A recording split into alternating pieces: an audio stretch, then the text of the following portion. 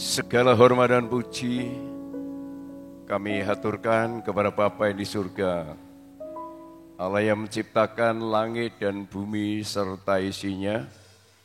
Kami manusia yang diciptakan oleh Allah menurut gambar dan rupa Allah, namun berubah oleh karena perbuatan dosa. Bapa, kembalikanlah kami supaya kami hidup di dalam suasana Eden, suasana Firdaus yang penuh dengan kebahagiaan.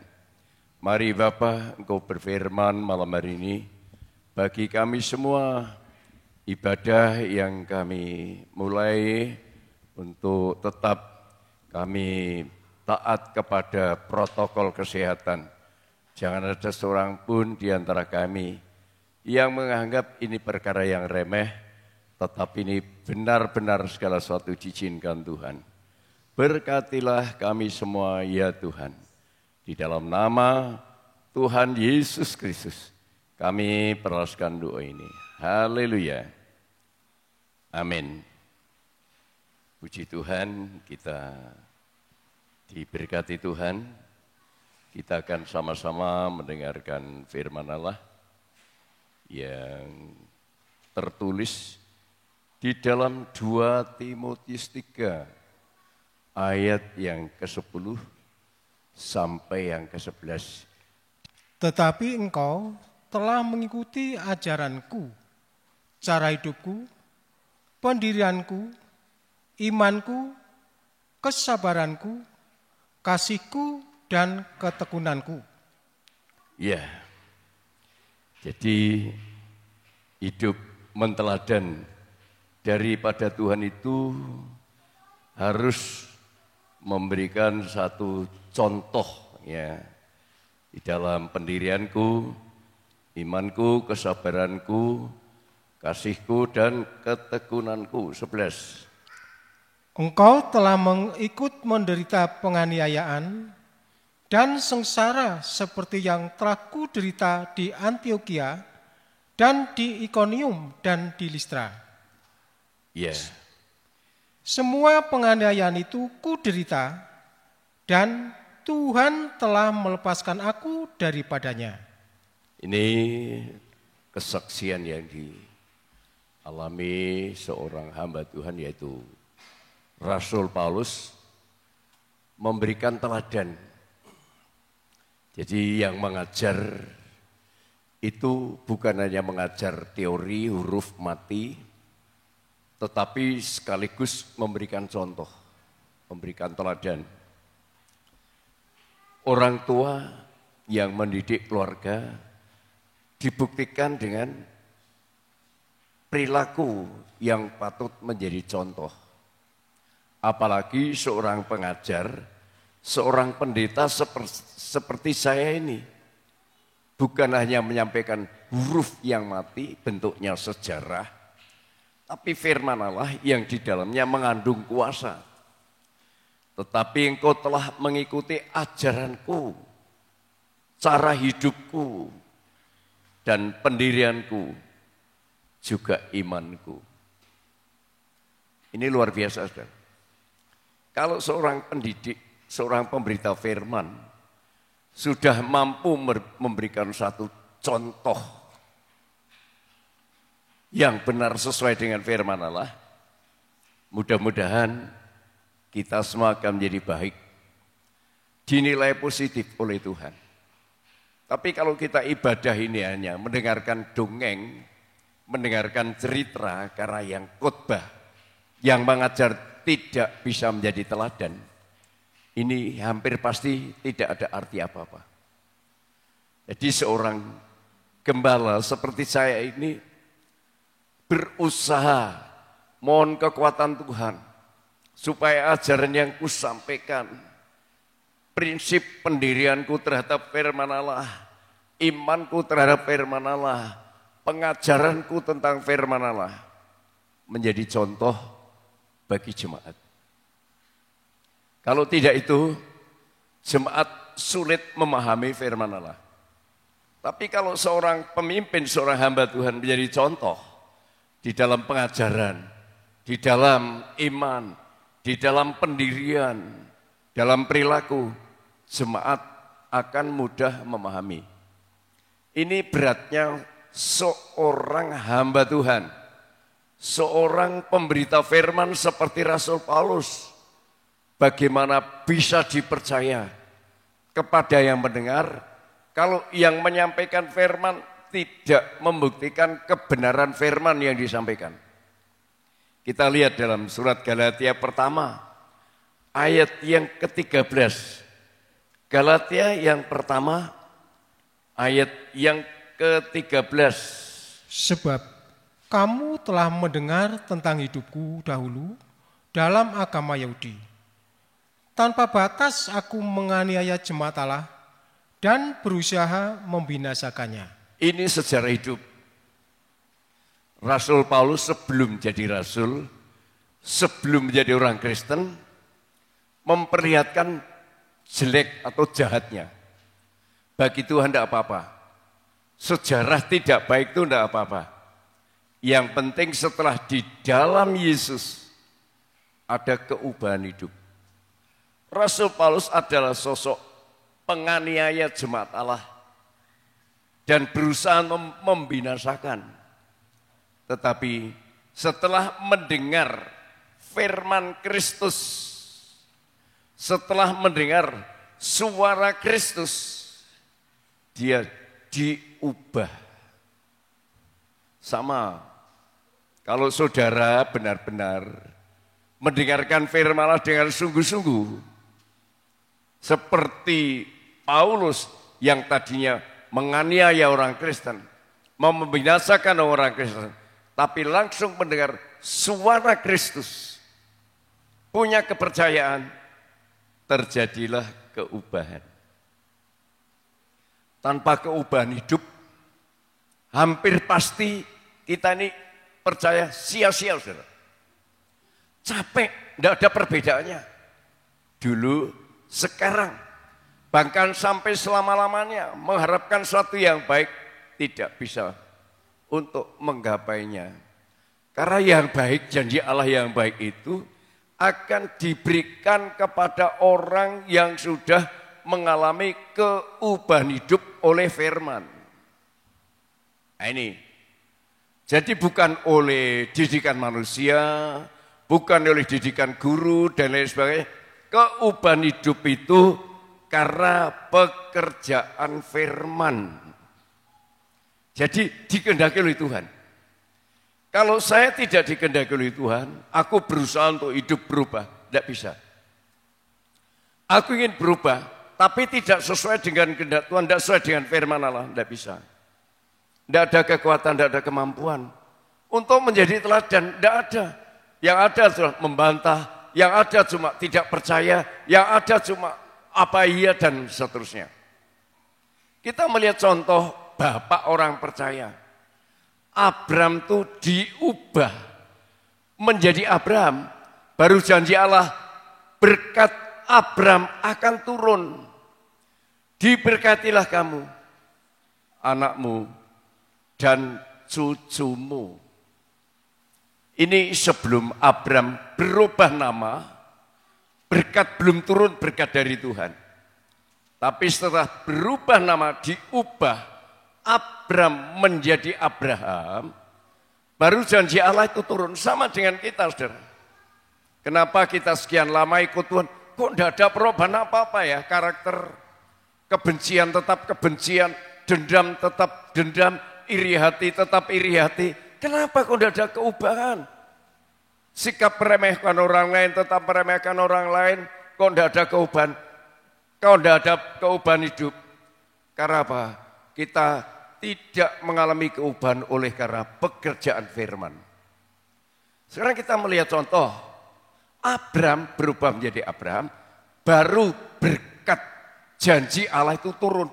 Kalau saudara selalu menggunakan karakternya sendiri, berapa lama ikut Tuhan, tidak akan ada kuasa sama sekali, tidak ada. Mengubah hidupmu tidak, membawa keluargamu untuk ikut Tuhan, tidak bisa.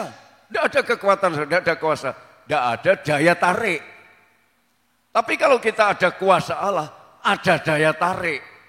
Orang lain tertarik dengan sikap kita, dengan perilaku kita, dengan hidup kita. Kok beda ya dulu dengan sekarang? Apa sebab? Karena di dalam Kristus Yesus. Kejadian 17 ayat 1 sampai ayat yang kelima. Ketika Abram berumur 99 tahun, maka Tuhan menampakkan diri kepada Abram dan berfirman kepadanya, Akulah Allah yang Maha Kuasa. Akulah Allah yang Maha Kuasa. Hiduplah di hadapanku dengan tidak bercela. Ini kata Tuhan pada Abram. Hiduplah di hadapanku dengan tidak bercela. Terus, Aku akan mengadakan perjanjian antara aku dan engkau, dan aku akan membuat engkau sangat banyak. ini aku akan membuat kau sangat banyak. Teruskan. Lalu sujudlah Abram, dan Allah berfirman kepadanya, Dari pihakku, inilah perjanjianku dengan engkau. Engkau akan menjadi bapa sejumlah besar bangsa. Engkau akan menjadi bapa sejumlah bangsa. Jadi Abram akan menjadi bapa sejumlah bangsa jika namanya berubah. Teruskan. Karena itu namamu bukan lagi Abram, melainkan Abraham. Karena engkau telah kutetapkan menjadi bapa sejumlah besar bangsa. Ya. Jadi kalau saya dan saudara ingin jadi berkat bagi keluarga, bapak mau jadi berkat bagi anak dan cucu, ya harus berubah sikapnya toh. Jangan tetap keras, jangan tetap sombong, jangan berubah supaya anak cucu tertarik melihat kok bapakku, kok ibuku berubah. Bertanya dalam hati, mempelajari karena apa ya? Oh, karena Yesus Kristus. Abram bapaknya orang percaya bagi seluruh semua bangsa. Abram namanya diubah menjadi Abraham. Ini kita harus tahu, saudara. Berapa lama kita ikut Tuhan? Mana fakta menjadi daya tarik bagi keluarga kita? Mungkin bagi tetangga kita. Justru keluarga tetangga kita mencaci maki. Karena apa? Hidup kita dalam karakter yang tidak baik. Tapi kalau kita di dalam Yesus, kita diubah oleh karena mendengar firman Allah. Oleh karena ikut Yesus Kristus diubah. Seperti Paulus ketika dia beragama Yahudi. Begitu pembenci orang Kristen. Bahkan mau membinasakan orang Kristen. Tetapi setelah mendengar sabda Kristus, dia diubah menjadi pelayan, menjadi hamba Kristus yang taat, yang setia, yang berkata ikutilah teladanku, ajaranku, perbuatanku, imanku, dan seterusnya. Ini sesuatu yang menarik, saudara. Kenapa kok saya misalnya sekian lama menjadi seorang pendeta, kok tidak ada perubahan, kok tidak ada daya tarik. Jemaat mendengar khotbahnya jenuh, jemaat melihat perilaku gembalanya jenuh. Kenapa? Karena seorang gembala yang tidak mengalami keubahan hidup oleh pekerjaan firman. Kalau saudara mempertahankan sikap, tabiat karakter manusia kita lama, karakter daging, jangan harap saudara akan memenangkan keluarga, memenangkan orang lain. Seperti Rasul Paulus bisa memenangkan, memberitakan Injil, memenangkan Timotius yang dididik untuk meneruskan pekerjaan penginjilan. Galatia pasal 3 ayat 12 sampai 14. Tetapi dasar hukum Taurat bukanlah iman. Dia ahli Taurat, dasarnya bukan iman. Bukan iman, terus kan? Melainkan siapa yang melakukannya akan hidup karenanya. Siapa yang melakukannya akan hidup karenanya. Jangan mencuri, tidak mencuri. Jangan berzina, tidak berzina. Jangan membunuh, tidak membunuh. Tapi Paulus membunuh. Berarti dia tidak selamat oleh karena hukum Taurat. Terus kan? Kristus telah menebus kita dari kutuk hukum Taurat. Kristus telah menebus kita dari kutuk hukum Taurat. Dengan jalan menjadi kutuk karena kita. Dengan jalan menjadi kutuk karena kita. Sebab ada tertulis, terkutuklah orang yang digantung pada kayu salib. Ada tertulis, terkutuklah orang yang tergantung di atas kayu salib. Teruskan. Yesus Kristus telah membuat ini. Yesus Kristus telah membuat ini, telah melakukannya. Supaya di dalam Dia, dalam Yesus, berkat Abraham sampai kepada bangsa-bangsa lain. Ini berkat Abraham, bukan berkat Abram. Berkat Abraham sampai kepada bangsa-bangsa lain. Sehingga oleh iman kita menerima roh yang telah dijanjikan itu. Sehingga oleh iman kita menerima roh yang telah dijanjikan itu. Orang yang di dalam Yesus yang benar itu akan memperoleh bimbingan roh. Roh ini akan menuntun kepada seluruh kebenaran. Lah kebenaran itu firman Allah, bukan hukum Taurat. Kalau hukum Taurat itu aturan, kalau tidak dilakukan salah. Tetapi kalau firman Kristus, walaupun kita salah, kalau ingin benar, mencontoh Kristus, menteladan Kristus. Kristus sosok manusia yang tidak tergoda oleh dosa. Kita ada kerinduan untuk mencontoh Kristus. Tidak mungkin terlaksana, tidak mungkin tercapai kalau kita tidak mengalami keubahan hidup. Tidak mungkin. Dasarnya adalah pertobatan. Paulus bertobat, meninggalkan sikap karakter yang lama, pendendam, pembenci kepada orang Kristen, tetapi berbalik menjadi pelayan Kristus.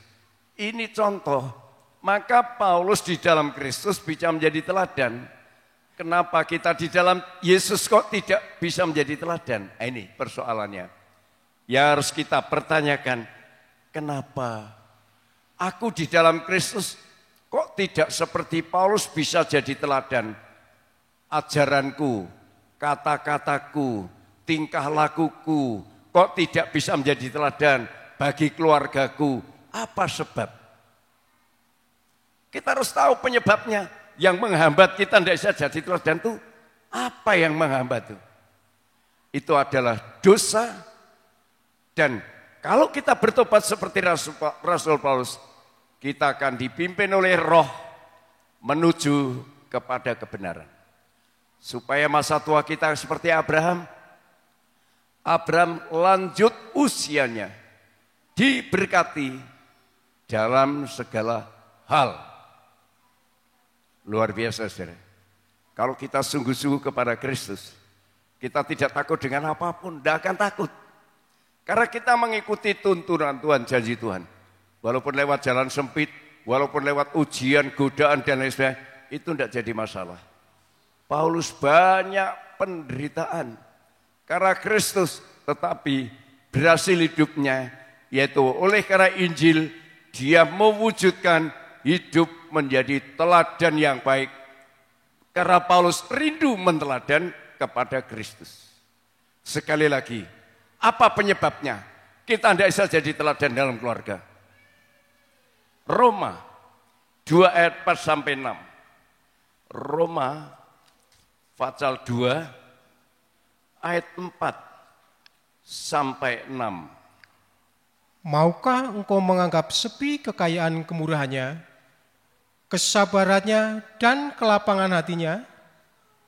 Tidakkah engkau tahu bahwa maksud kemurahan Allah ialah menuntun engkau kepada pertobatan? Maksud kemurahan Allah, kalau kita menghormati kemurahan Allah, wujudnya dituntun kepada pertobatan. Kalau kita orang Kristen, apalagi pendeta tidak bertobat, berarti bukan dituntun oleh Roh Allah, bukan. Dituntun oleh pikiran sendiri, kehendak sendiri, maunya sendiri. Teruskan.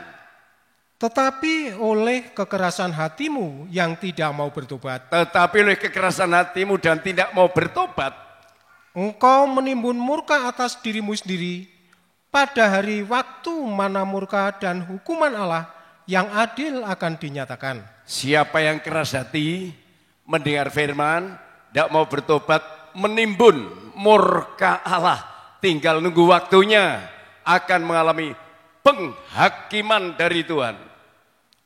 Ia akan membalas setiap orang menurut perbuatannya. Ya, tidak ada yang bisa kita sembunyikan, saudara. Sekarang kita bisa menumpuk menyembunyikan dosa. Satu kali saat akan dibongkar dan apa yang saudara lakukan akan saudara terima balasannya. Ini perlu kita memahami, perlu belajar. Aku bergumul untuk aku tidak dihukum oleh Tuhan, untuk aku tidak sembrono terhadap firman Allah, tapi aku hormat kepada Tuhan, supaya ketika nanti mendapat balasan, aku bukan balasan hukuman, tetapi aku mendapat balasan janji Tuhan kepada Abraham, diberkati di sini, diberkati di sana. 1 Petrus 2 ayat 21 dan 22.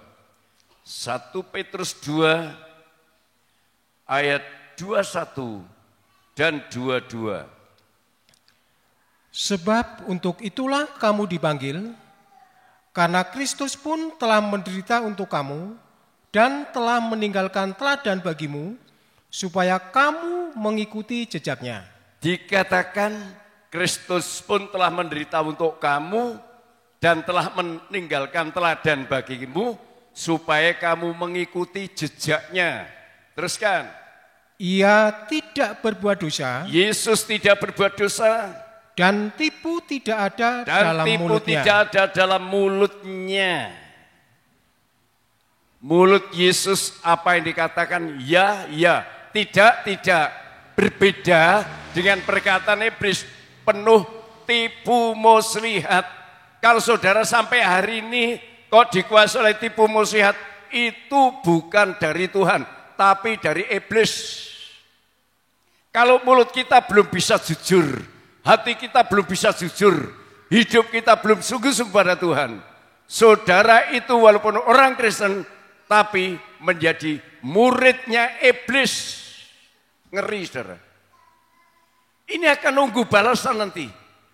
Ketika sudah sampai waktunya, semua dibongkar, semua akan mendapat balasan.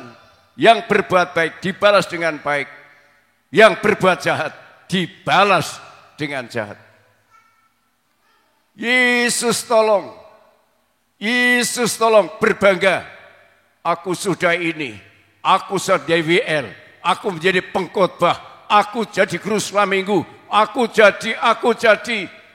bernubuat demi namamu. Jawabnya, aku tidak kenal kamu, hai pembuat kejahatan. Karena jahat adalah iblis. Oleh sebab itu kita tidak boleh main-main, saudara. Kita harus sungguh-sungguh, pertobatan itu mutlak. Pertobatan mutlak, sadar atas kesalahan. Setelah mendengar firman Allah, dikoreksi oleh firman Allah, sadar dan bertobat seperti hambanya, yaitu Rasul Paulus. Luar biasa. Dia bukan hanya menginjil, dia bukan hanya mengajar, tapi dia memberikan contoh, memberikan satu perilaku yang baik. Kisah Rasul 3 ayat 19. Kisah Rasul pasal yang ketiga ayat yang ke-19. Karena itu sadarlah dan bertobatlah, supaya dosamu dihapuskan. Karena itu sadarlah dan bertobatlah, supaya dosamu dihapus. Dihapus berarti tidak terbaca lagi. Iblis yang mengingatkan kamu dulu pembunuh, kamu dulu pembenci, kamu dulu penjinah, kamu dulu penipu. Tapi kalau kita sadar dan bertobat, dihapus. Yang dilihat hanya perbuatan sekarang dan seterusnya. Maka yang kita perlihatkan sekarang dan seterusnya adalah perbuatan baik.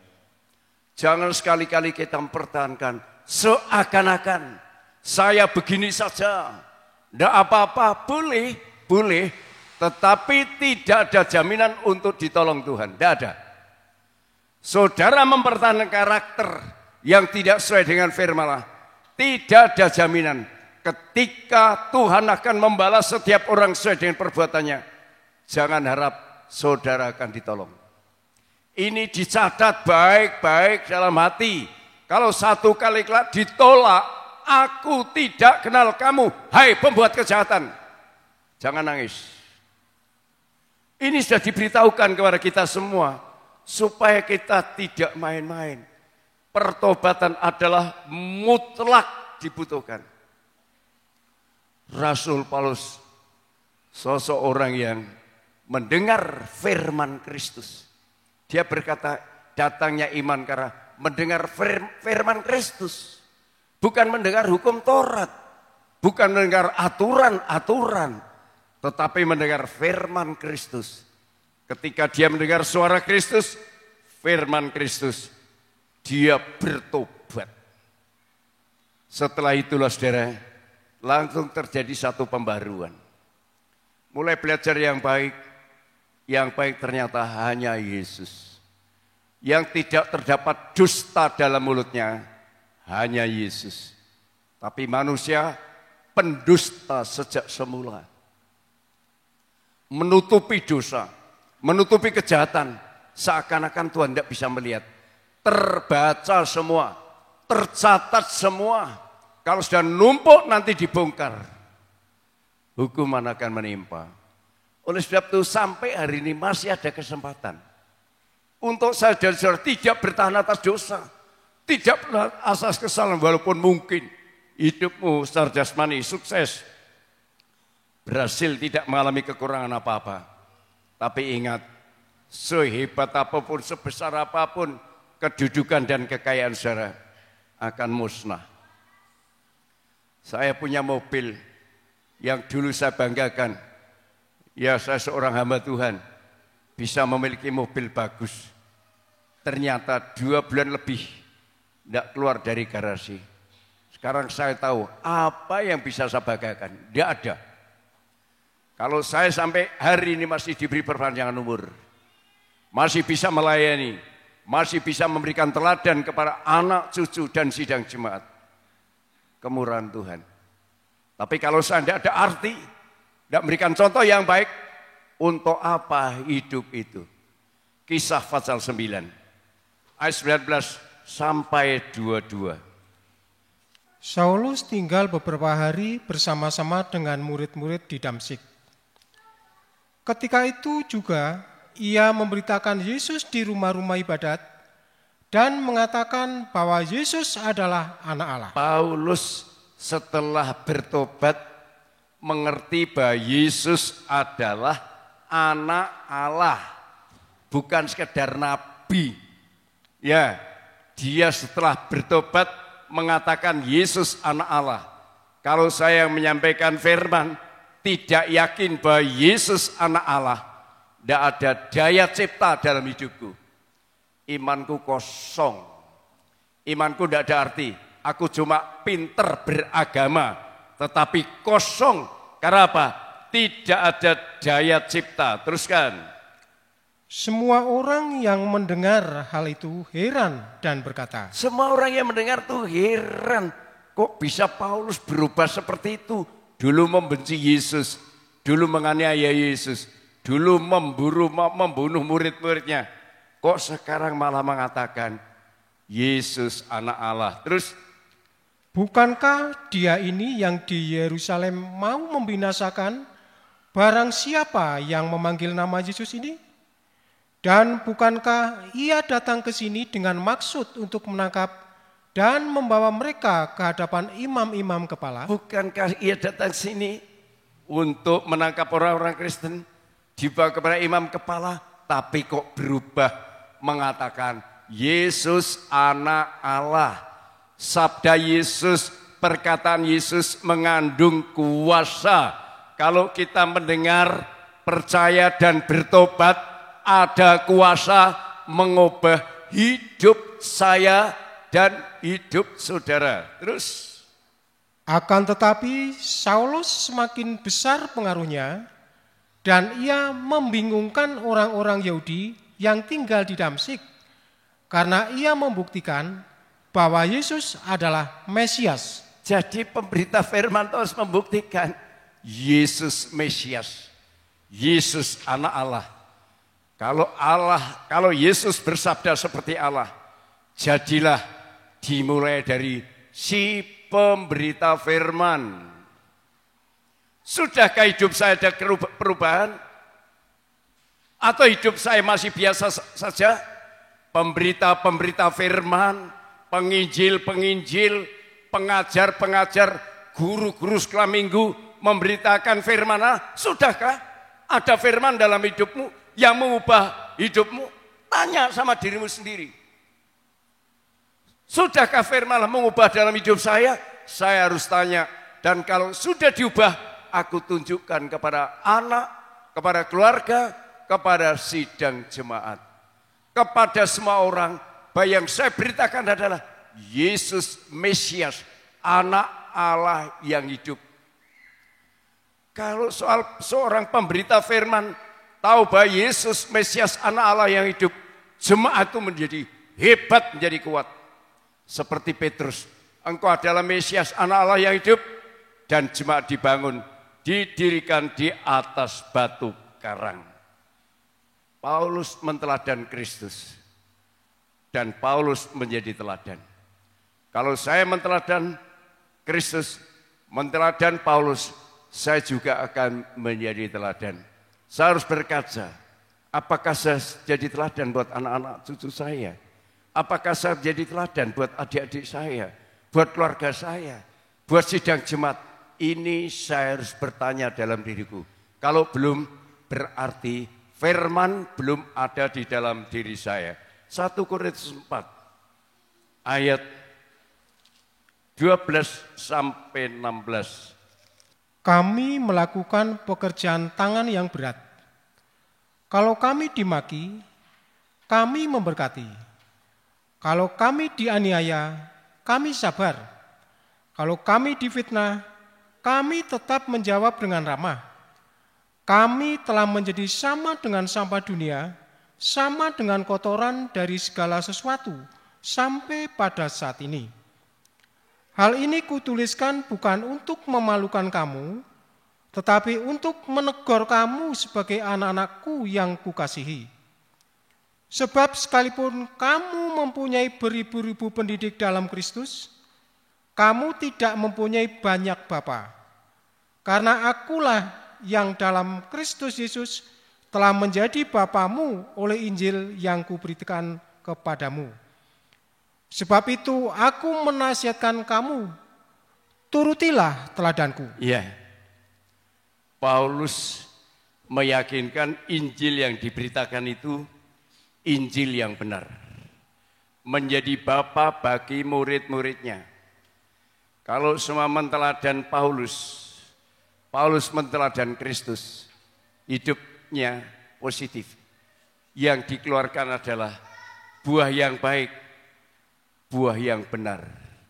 Bukan mengeluarkan buah yang jelek, perkataan yang kotor, perkataan yang kasar, perkataan yang menyakitkan hati orang, yang tidak pernah berubah sampai hari ini.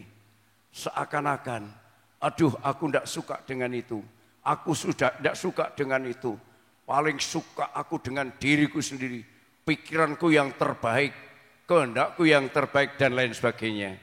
Tetapi dicaci maki, membalas dengan yang baik. Kalau kita sudah menteladan Paulus menteladan Kristus, yang keluar adalah perbuatan baik. Yang akhir kita baca dalam Roma 12 ayat 17. Roma 12 ayat 17. Janganlah membalas kejahatan dengan kejahatan.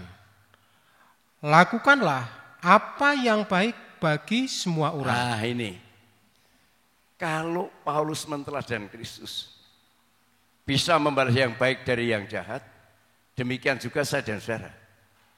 Kita tidak akan membalas seperti hukum Taurat. Aku dicaci maki, membalas caci maki. Aku dihantam, aku membalas dengan hantam.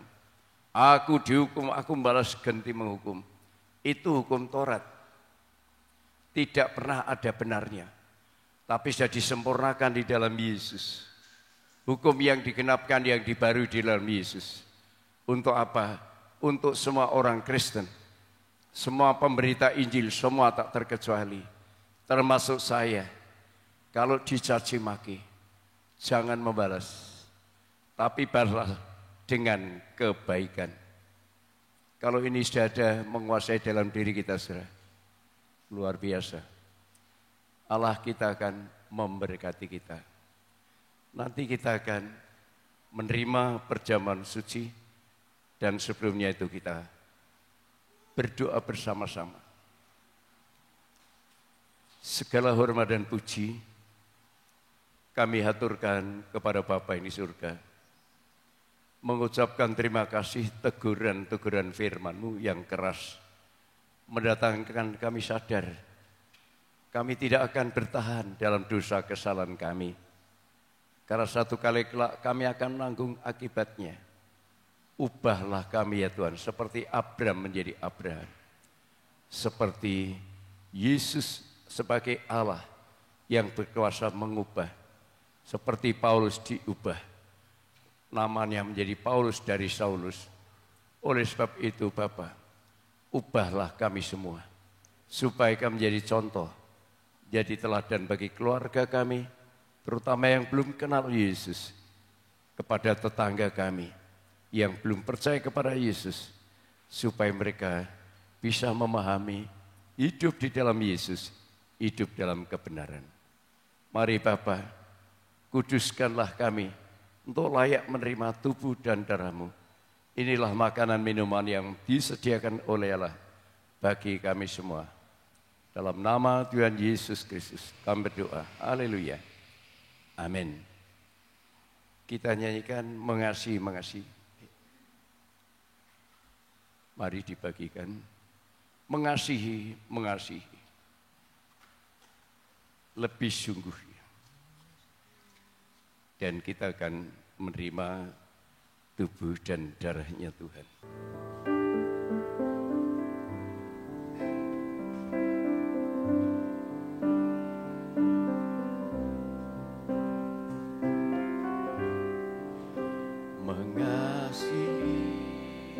Mengasihi lebih sungguh, mengasihi lebih sungguh.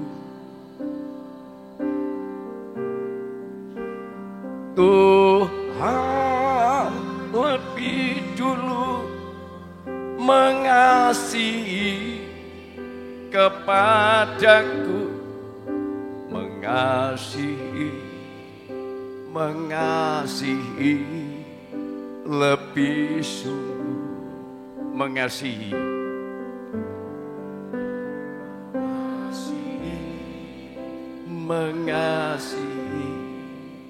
lebih sungguh,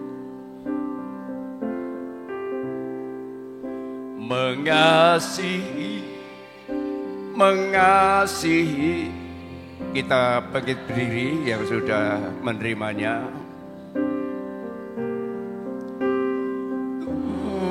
Tuhan lebih dulu mengasihi kepadaku, mengasihi lebih, Tuhan lebih dulu. Tuhan lebih dulu mengasihi kepadaku, mengasihi. Sekali lagi Tuhan.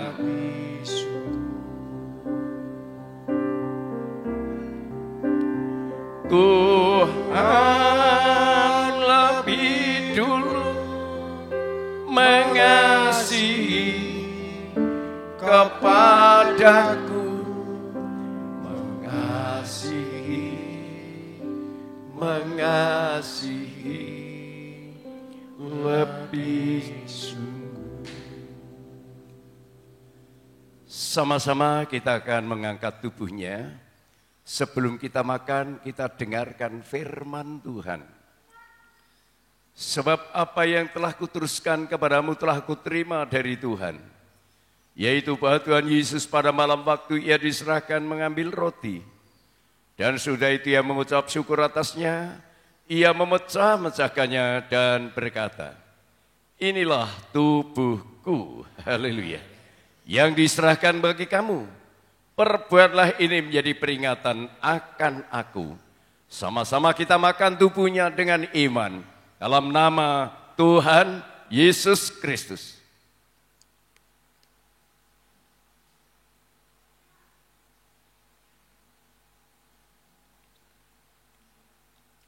Kita mengangkat cawan. Demikian juga ia mengambil cawan sama makan lalu berkata, cawan ini adalah perjanjian baru yang dimeteraikan oleh darahku. Perbuatlah ini setiap kali kamu minumnya menjadi peringatan akan aku. Sebab setiap kali kamu makan roti dan minum cawan ini, kamu memberitakan kematian Tuhan sampai ia datang.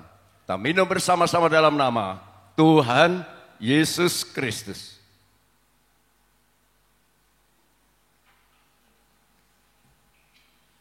Terima kasih untuk tubuh dan darahmu.